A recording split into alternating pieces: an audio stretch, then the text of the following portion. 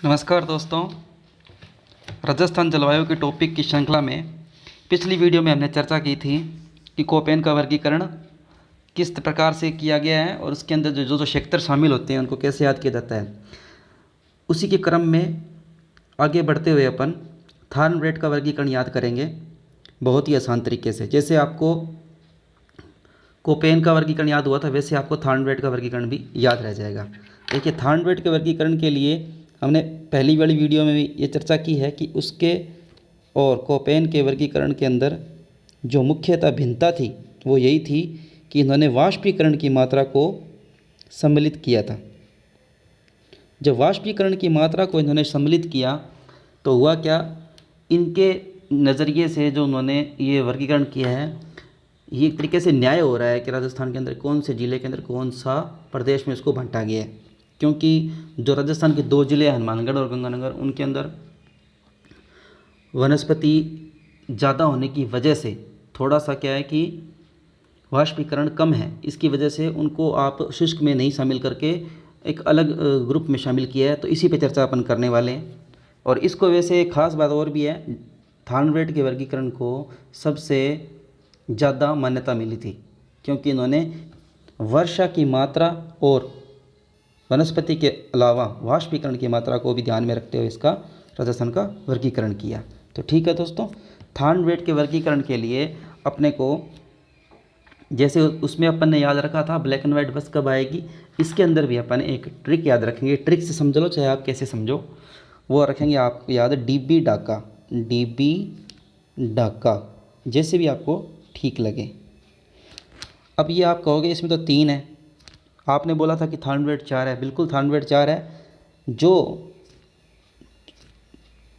चौथा है उसको अपन अलग से लेंगे क्योंकि वो बिल्कुल अलग तरीके से ही इसने शामिल किया हुआ है। तो इसको अपन वैसे ई बोलते हैं, ई। बाकी आपको डीबी डाका याद हो जाएगा, डीबी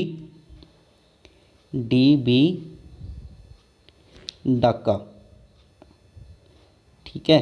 डीबी डाका, डीबी से डीबी पूरा ले लिया, डा से डीए, सीए से सीए, डीबी डाका। और ईए तो आपका है ही, तो ये 4 प्रकार के ग्रुप हो गए, ठीक है। अब आप क्या करेंगे, एक तो आपको ये लाइन रखनी है, डीबी डाका की लाइन याद रखनी है। दूसरी लाइन जो याद आपको रखनी है वो भी बड़ी इम्पोर्टेंट है। वो लाइन है आपकी जैसे बिका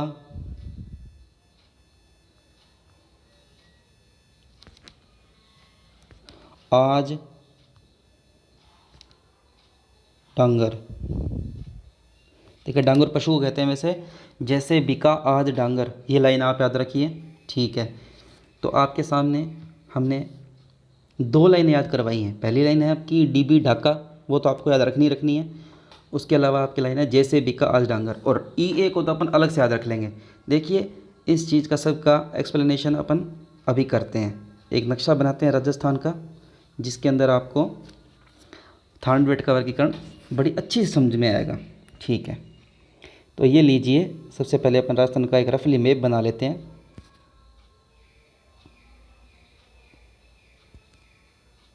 ठीक, ये लीजिए दोस्तों, इसके अंदर देखिए सबसे मैंने पहले लिखा है ई, वो तो है ऊपर, ठीक है। इसके अलावा डीबी डा मतलब डी और सी मतलब डाका, डीबी डाका। और ई आपको अलग रखो। सबसे पहले अपन क्या करते हैं, इस ई का ही सोल्यूशन करते हैं। ये ई क्या है और ये कहाँ से कहाँ तक इसको अपन ले सकते हैं। तो देखिए, जैसलमेर से नीचे थोड़ा सा बाड़मेर का जो रामसर है वहाँ से लेके और गंगानगर के गढ़साना से तक एक लाइन खींचेंगे अपन, ये रही। इस लाइन को खींच दो पहले आप। ये जैसलमेर से नीचे जो बाड़मेर का रामसर है वहाँ से लेकर और गंगानगर के बिल्कुल दक्षिणी भाग में गढ़साना पड़ता है, वहाँ तक एक लाइन खींचिए आप।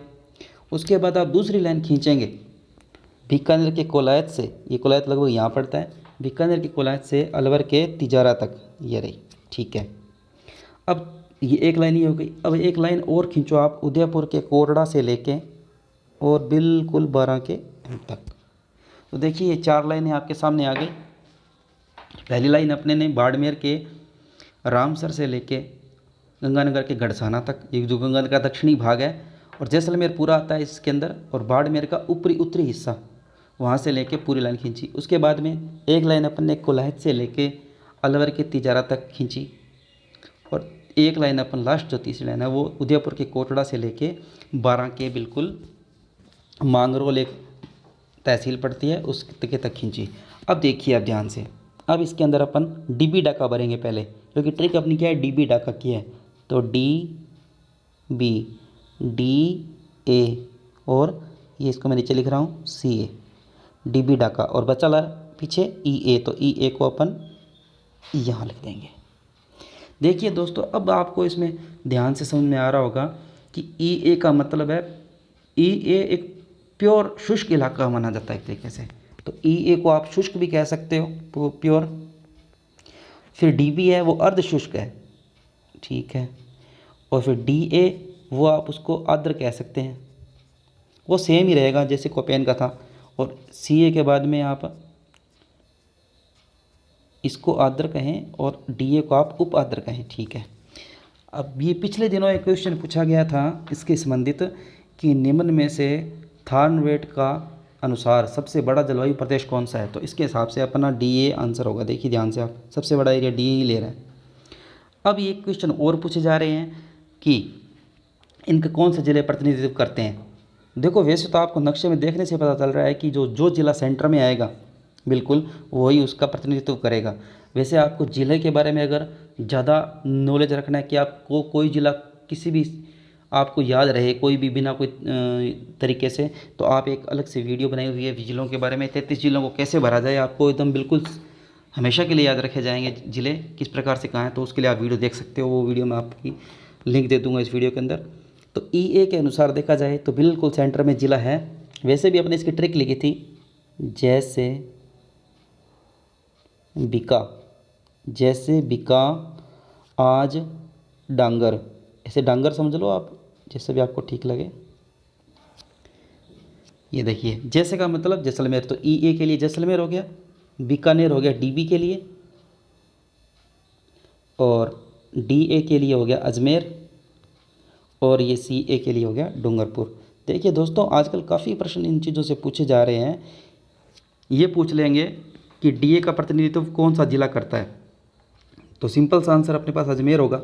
इस तरीके से अपने को याद रखने हैं, ठीक है दोस्तों। तो आज का आपका कोपेन का और थार्नवेट का वर्गीकरण पूरा हुआ। धन्यवाद। और अगर दोस्तों अगर आप इस थार्नवेट के वर्गीकरण को थोड़ा सा डिजिटली देखना चाहते हैं रंगों के द्वारा, तो मैंने इसके लिए भी एक आपके सामने जो चित्र दिखा है वो एक चित्र बनाया है। इस वीडियो में आपको ये तो समझ में आ ही गया है कि DB ढाका को कौन कौन से क्षेत्र आते हैं। अब आप इसको रंगों से देखिए, जो ग्रीन कलर है वो DB को रिप्रेजेंट करता है, जो ब्लू कलर है वो रिप्रेजेंट करता है DA को, और जो रेड कलर है CA को रिप्रेजेंट करता है, और साइड में जो EA है वो उसको रिप्रेजेंट करता है पीला रंग यानी येलो कलर। तो इसको भी आप आराम से देख लो, बाकी वीडियो में मैंने आपको अच्छे से समझाई दिया इसी में, और इस चित्र को देखने के बाद आपको बेटर तरीके से पता लग जाएगा कि इसको DB ढाका के थ्रू कैसे भरा गया है। धन्यवाद।